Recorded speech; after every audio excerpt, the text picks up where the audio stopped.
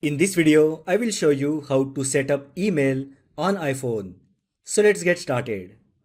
Make sure you already have email address with services like Google, Yahoo or iCloud. If you don't have one, then sign up with the preferred service and then you will be ready to add email to your iPhone. First open Settings app on your iPhone. Now scroll down and tap Mail. Now tap Accounts. On the next screen, under Accounts, tap Add Account.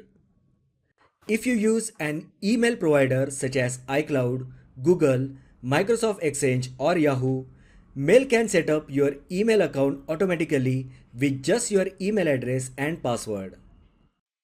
Just select your email provider.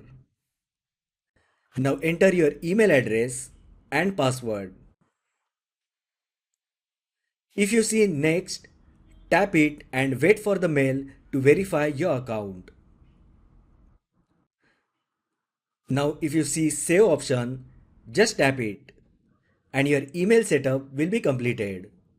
So that is how you can set up email on iPhone. If you find the video helpful, then like the video, share with your friends and subscribe to my channel.